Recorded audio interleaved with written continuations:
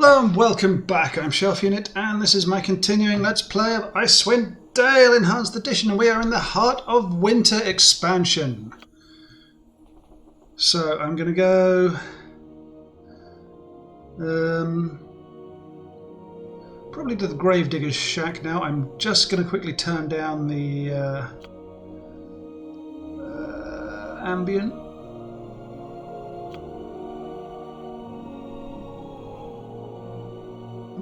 That's the music volume, ambient volume. Doesn't appear to change. Turn the movie volume up. Yeah, that doesn't seem to... Okay, that doesn't seem to do anything at all, so sorry about that. Jesus, that is loud. Okay, I really am going to have to do something.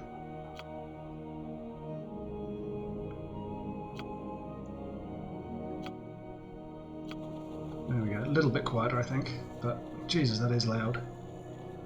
Okay, let's go into the Gravedigger's hut. So this should be, what's his name?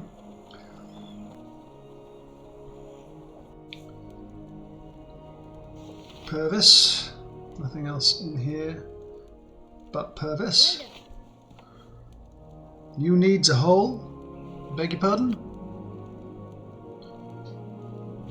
Maybe our dig's hole for you, our dig's good and deep, so there's no stig. Maybe another time. Right now I would like to ask you some questions. I'm sorry, this is so loud.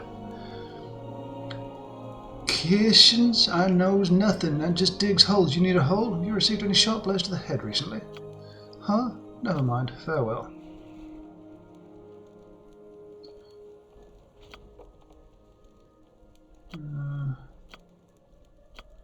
Okay. Yeah, this is ridiculous.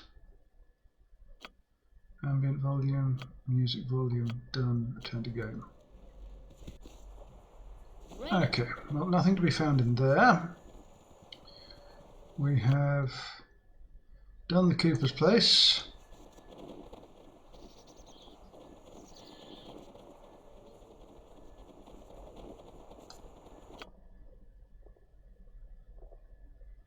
Let's go to Cartwright's house.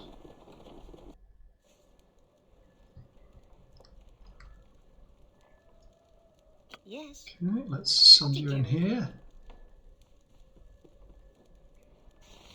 There's Arden Thurlow.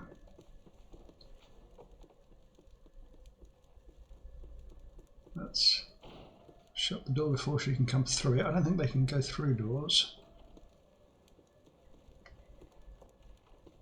There's nothing in here. I can't see anything because of the...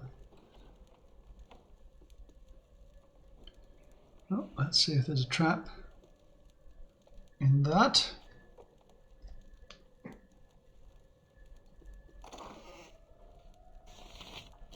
Four elixirs of health. I think that's a good return. Ready. Oh, we can go upstairs. Let's talk to...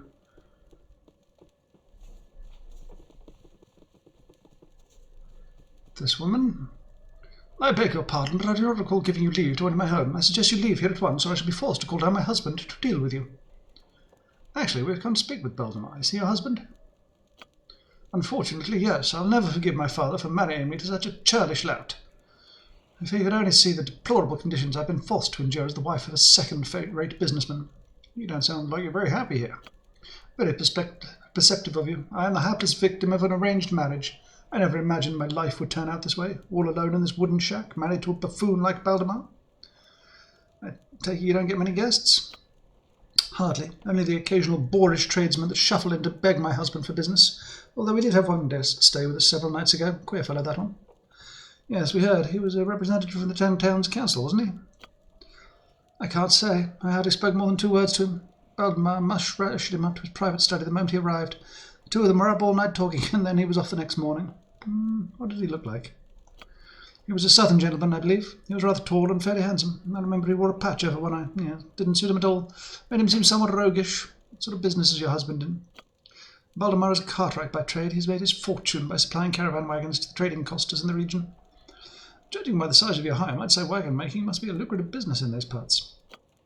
He doesn't build wagons any longer. Now that he's been elected to serve as Lonelywood's representative to the Council of the 10 Towns, such menial labour is beneath his station. And where can we find your husband? Where he always is, upstairs in his study, scribbling in his ridiculous ledgers. Thank you. Goodbye.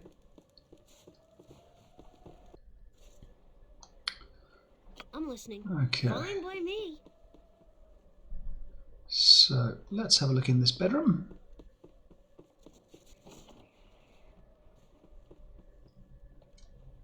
Nothing in there.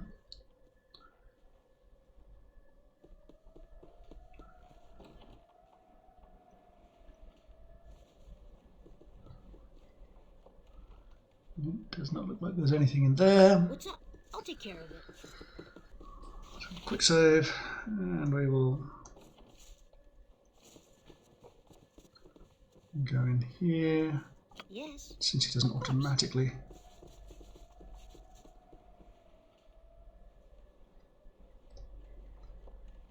Let's pop you out here.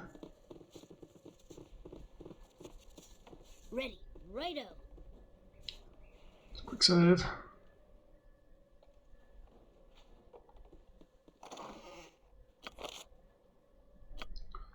What does this say? Council, the official correspondence has been elegantly penned in ink and bears the official seal of the town of Targos. The Lonelywood Council Representative Thurlow, all his proceedings planned. We have acquired the necessary talent for our venture. Once the final preparations have been made, our man will depart immediately for Lonelywood. Expect him to make contact very soon. Remember our discussion, there is much at stake and we are counting on your cooperation. Do not disappoint us. Okay. Yeah, all right. I'm listening. I'll get right on it. What's up? Quick save and talk to him. Well, hello there. I heard there were strangers in town. Welcome. Valdemar Thurlow at your service. What sort of business brings you to Lonelywood? We're here to prevent a war between the barbarian tribes and the 10 Towns. Ah, I see. Well, it's certainly reassuring to have a brave band of adventurers such as yourselves in town. If those hairy brutes decide to attack Lonelywood, we'll need every sword we can get to aid in the defence. We've learned the barbarians have a camp nearby. Do you know where it is? Thurlow, camp, you say? I'm afraid I don't know anything about that. Perhaps you can tell us more about the barbarian threat. I can tell you the situation is grim. The barbarians are raising an army and are marching against the 10 Towns. Our town is cut off from aid and we can expect no reinforcements in the near future. Let me ask you something else.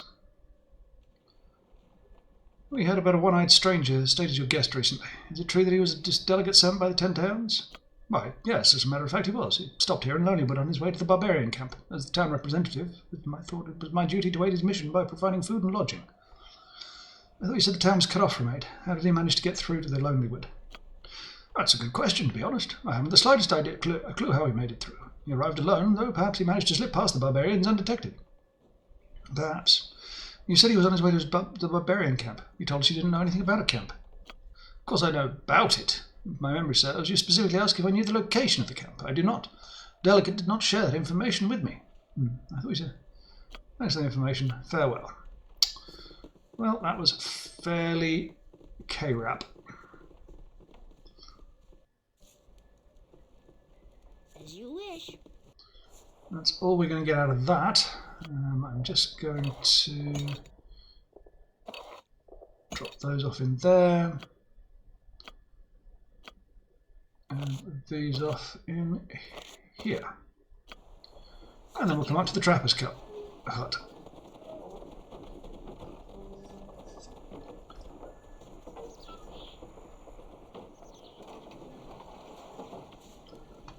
And let's talk to Dougal. Who are you? My name is Minstrade Harfling. Who are you? I'm Dougal. Me and my brothers are trappers around these parts. Why? What do you know about Lonelywood and the barbarian threat? Don't know nothing about barbarians. All I know about this town is that it's filled with washed-up losers. Be fine, though, if it weren't for that Dougal or Emmerich. What's wrong with Emmerich?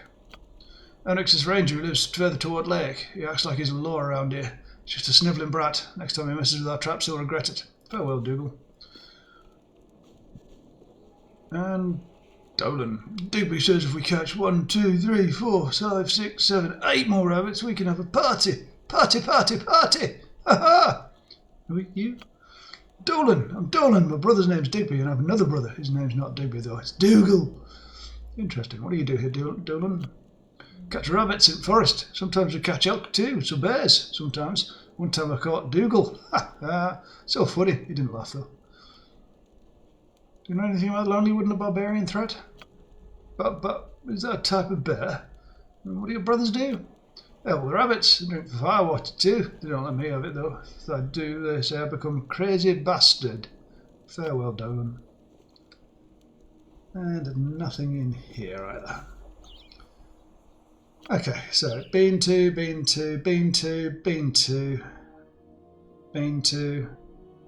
Haven't been down there. Going to go to the Whistling Gallows now, the pub. Always good to go to a pub. I'll take care of it.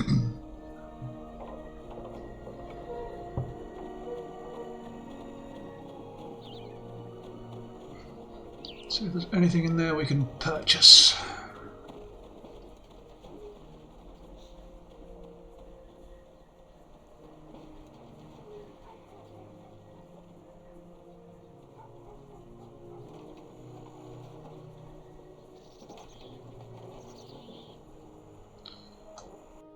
There we go.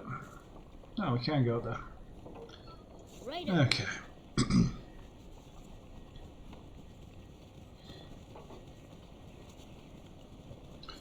Okay, what do we got here? Kieran and I will talk to you. Well met, strangers. Welcome to the Whistling Gallows Inn. I'm Kieran Nye, proprietor of this fine establishment. How may I be of service? Perhaps you could answer a few questions for us. Certainly. What is it you wish to know? Your accent sounds strange. Are you from around here? You have a keen ear, my observant guest. I'm from the far south, Tithia to be precise. However, I've always admired the rustic beauty of the northern frontier, so I chose to make Lonelywood my new home. I see. Let me ask you something else.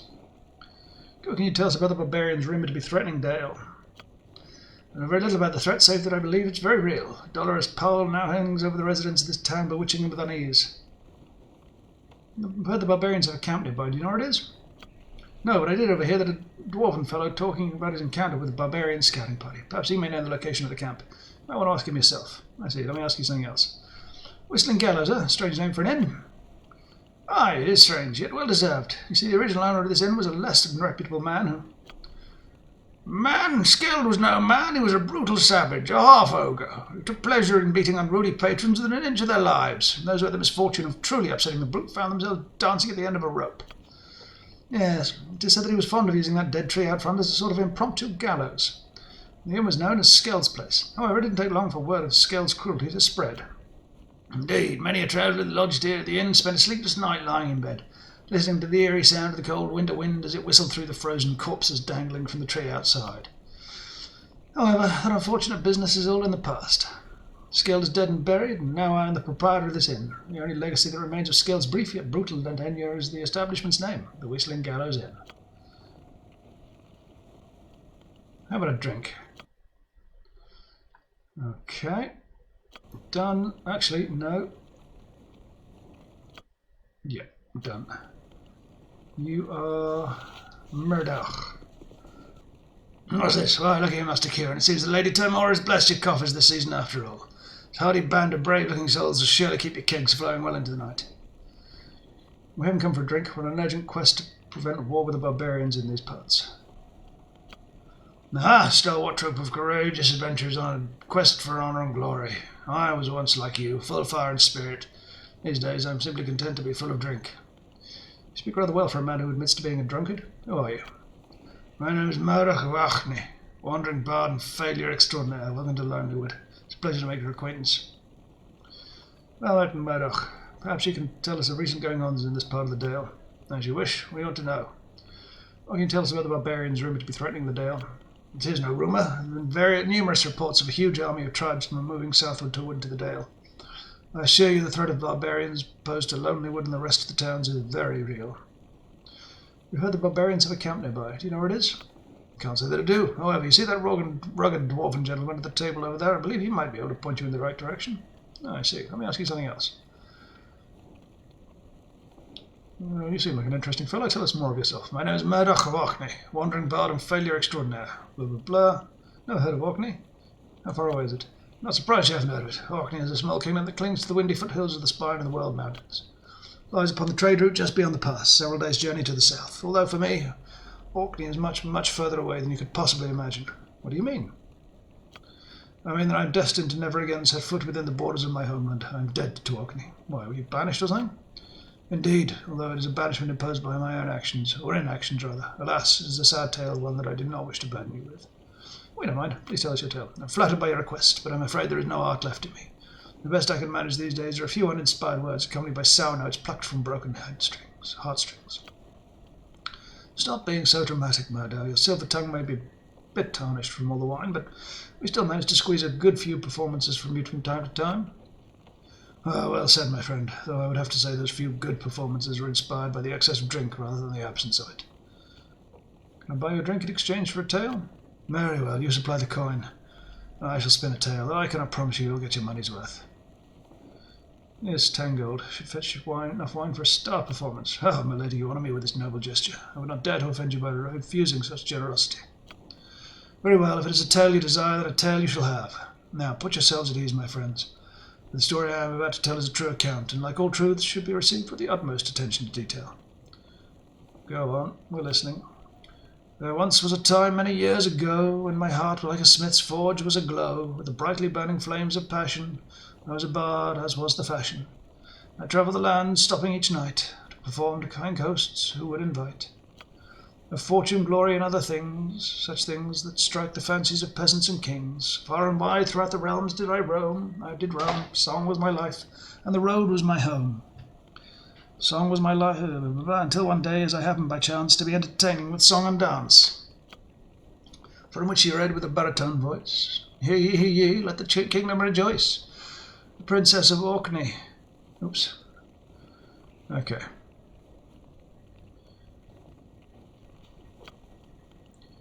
Let's do this. Read this again.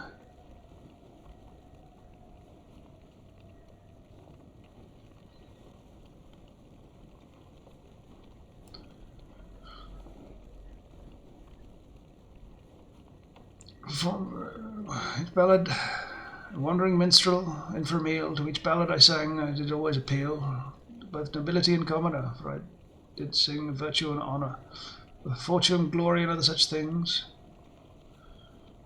Bum bum bum. Song was my life and road was my home, till one day, as I happened by chance, when the entertaining song and dance, a crowd of children from a nearby town.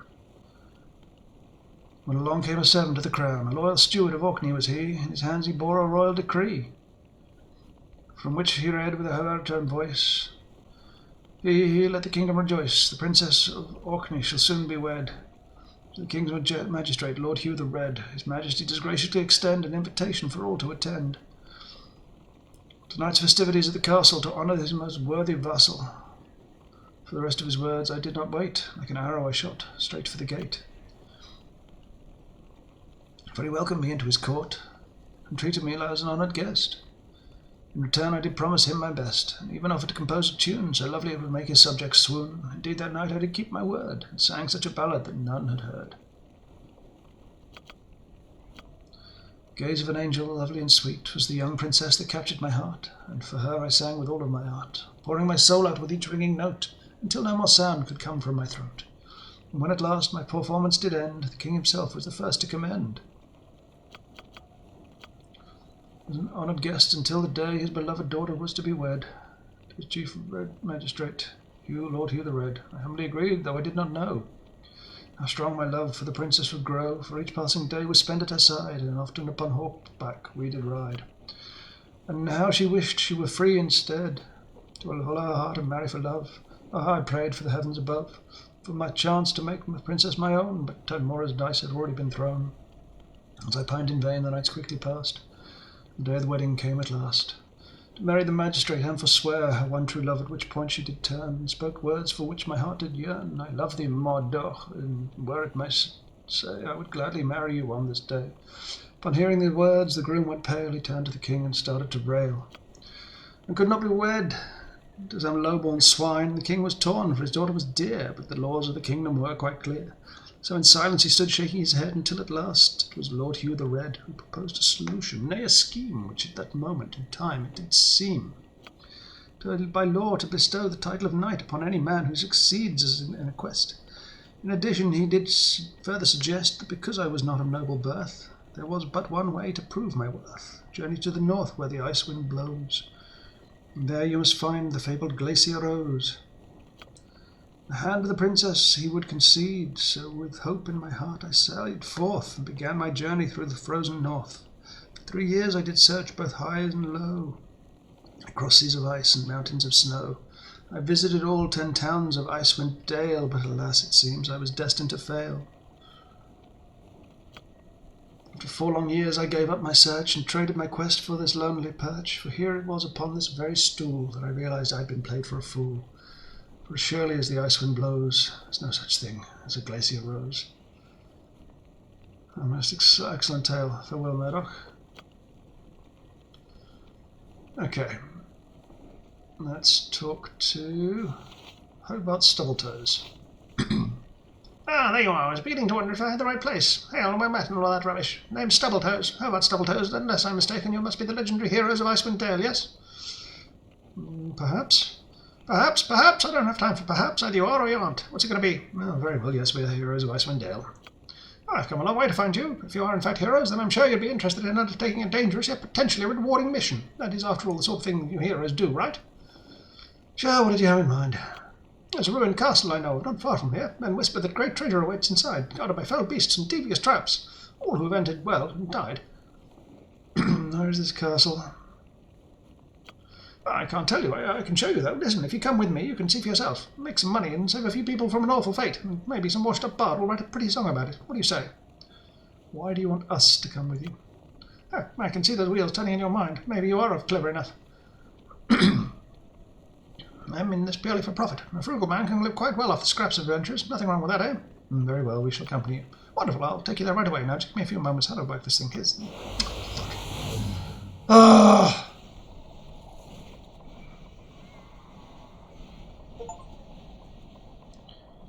I see. I told you it wasn't far. Now, Timor's stinking luck to you and all that. But where in Faerun are we? We're in Aranok. It's a desert. There you go. Happy? Now, get on with the heroics. I need to rest these old bones. What have you done, Hobart? You wanted to come here, right? You accept the challenge? Well, here it is. Enjoy. Wait. Bah. Awkward. Oh, fuck knuckles. What on earth is this shit? What are these?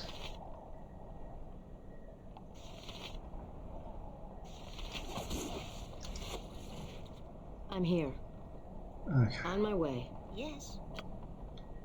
You go there. Orders? You take this. Aye. You do that.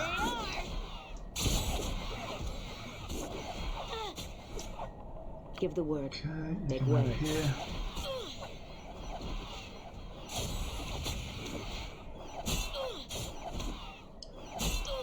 What on earth are you doing? What is...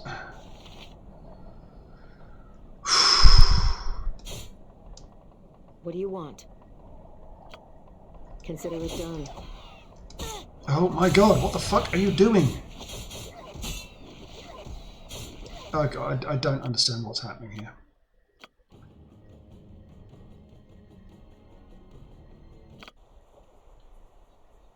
Sure. Okay, well, we'll go back in here because, obviously... As you wish. Okay, so we've talked to everybody. We don't want to talk to Stubbletoes. Let's talk to Amber Dunn. Oh, who are you? Minstrel, may the gods smell the wine is strong about you, woman. Let your dress drink for a bit and tell me your name. Amber Dunn. Just Amber will do. How'd you get here? Are you with the caravans? Amber Dunn. Are you Tybalt's wife? Tybalt's wife? Oh, I sleep under his roof at times, but I'm his wife, in name only. Means it's freezing his body be buried in one of his barrels. Sound like you have little love for your husband. I bear no love for that scarecrow of a man. He dragged me here to the north, to nowhere, so we could try and make a few coppers and I could freeze and die. What a fool I was.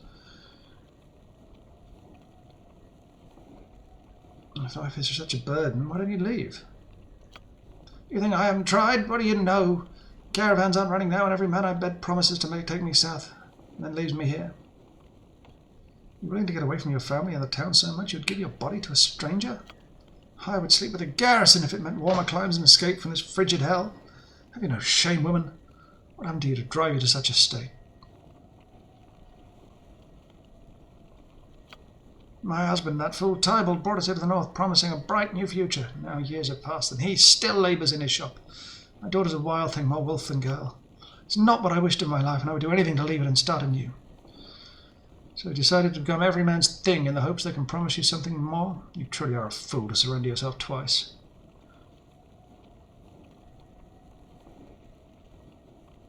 And you are the one who must change your life, and looking for others to change it will only dig you deeper. You don't know what it's like. You have an honest husband that does honest work, and a beautiful daughter in a home far removed from the mess of cities to the south, and you claim to suffer.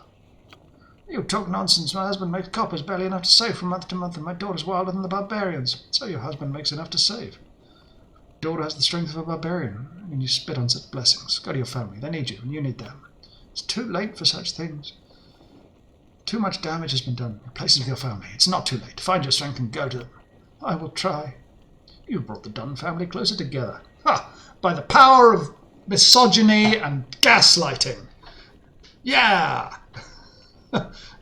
Gaslighting isn't real. You're just crazy.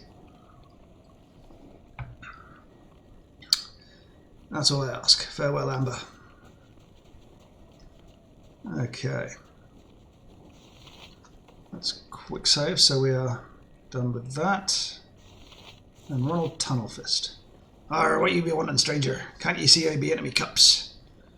You look like you've seen battle recently. Aye, a week hence. Know ye of a barbarian camp east of here?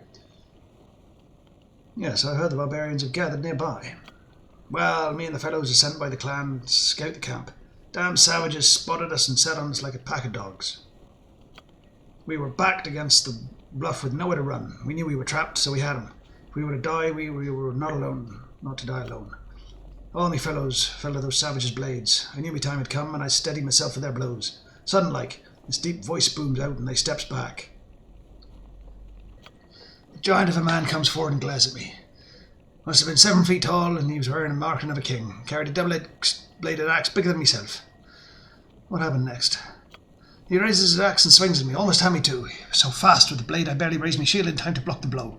Last thing I remember is my shield shattering and me falling from the bluff. I woke up a pile of broken branches and trees below. They must have broken me fall. I bandaged myself up and leapt into town.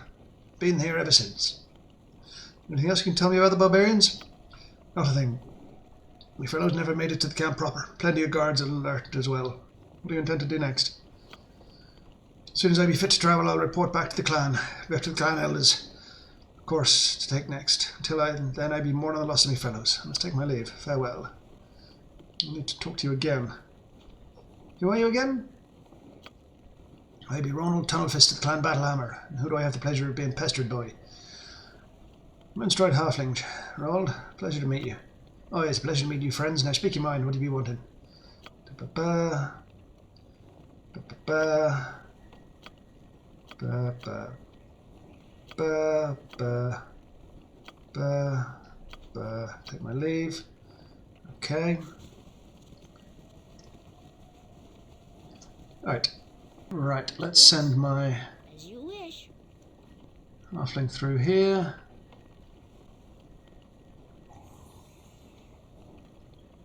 Okay, I'm going to have to just quickly...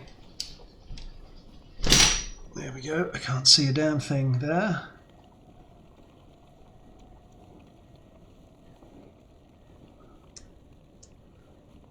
Another door here.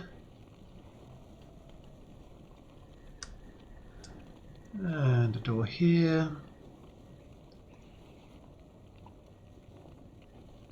Just quick save. See if there's any traps.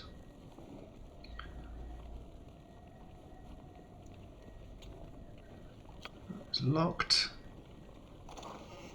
And in there is a mage robe of some description. Okay, we are also going to go upstairs. I'm listening. Right up. We'll just hide this. But I'm not going to because I can't apparently. Quick save there. I'll take care And of we're it. going to head upstairs. And I'm going to send you along to pickpocket everything that is available to pickpocket.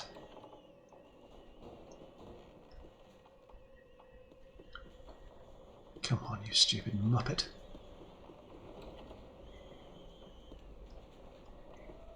Okay, let's get you searching for some traps.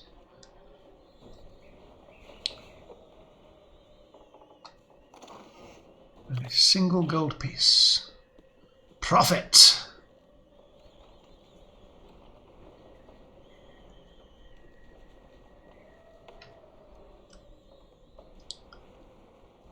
Are you trapped? No, but you are locked. And a fake bottle of speed, potion of speed.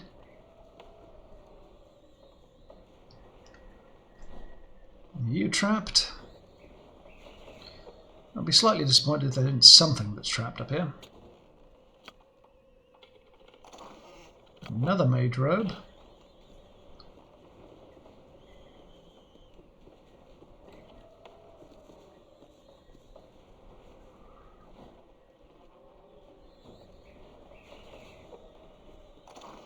Nothing.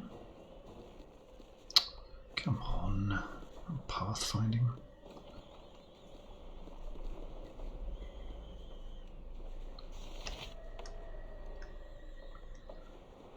Do I have pickpocketing skills?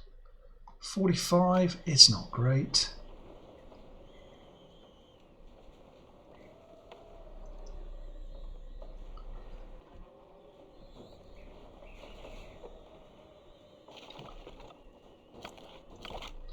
Now that is a rogue stone. And that is impressive at the very least. I'm not going to bother pickpocketing him. Simply because I don't believe it's worth it.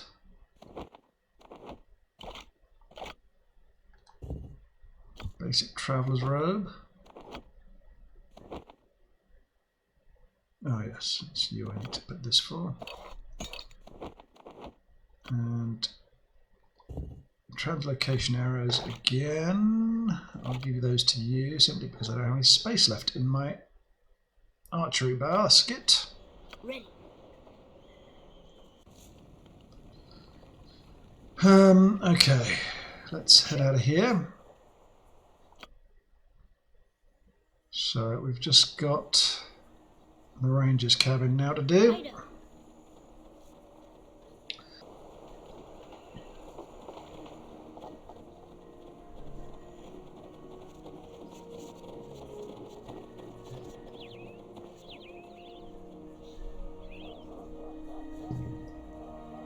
Let's head into here.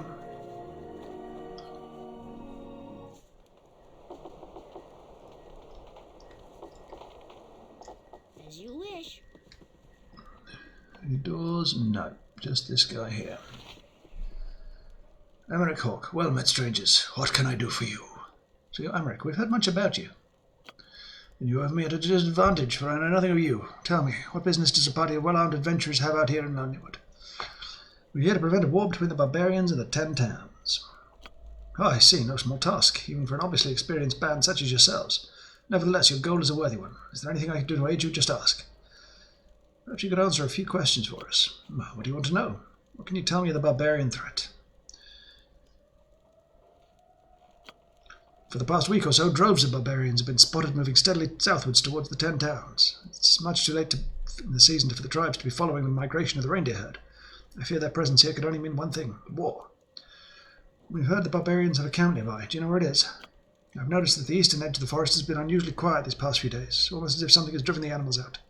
There's a barbarian camp out there. It probably lies somewhere to the east of the forest, perhaps hidden upon the rocky shelves of Bremen's Run. I see. Let me ask you something else.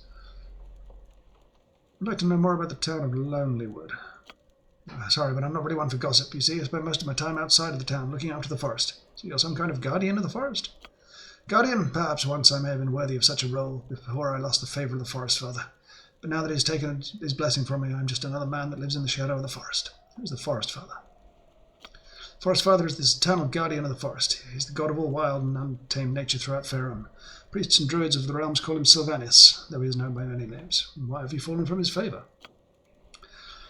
Ever since those 3 brothers arrived in town, trapping in the forest has been out of control. Despite my best efforts, I've been unable to stop them. Now the Forest Father is punishing me for my failure. What makes you say that? 3 days ago, I was walking in the woods. I encountered a great white wolf. Such beasts are very rare and considered to be by some to be the sacred protectors of the forest. In an instant, the wolf was upon me. I searched desperately for a way to escape, but the beast was relentless in its fury. Before I could react, it pounced on me, sinking its fangs deep into the exposed flesh just above my collar. What happened next? The weight of the massive wolf had me pinned to the ground, but somehow I managed to wriggle my left arm free enough to slip the dagger from my boot. Just as the beast's powerful jaws began to tighten around my neck, I buried the dagger in its belly. Did you kill it? No, but the cut was deep enough to save my life. The wounded beast ceased its attack and bounded away into the forest, leaving me barely conscious in a pool of my own blood. I should have died that day. I know that now. The wolf was the manifestation of the Forest Father's vengeance. The fact that I survived has only served to anger him further. That is why he punishes me by denying me his blessings. Let me ask you something else. I want some shopping! Tell me again about the wolf that attacked you. No? Okay. Shopping! What have you got? I think there's Stormbow. Charge abilities.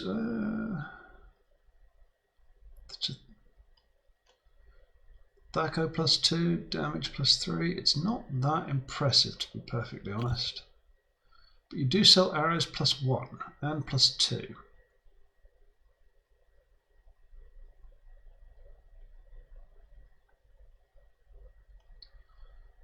You do sell some interesting things, it has to be said. I'm going to take a second ammo belt.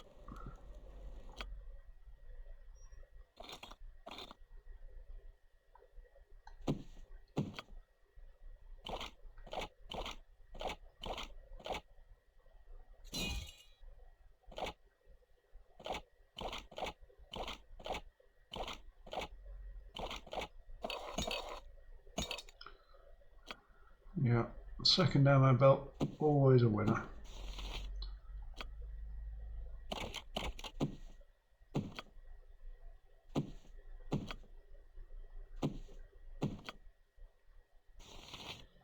Cool. We're good. We're good. Okay.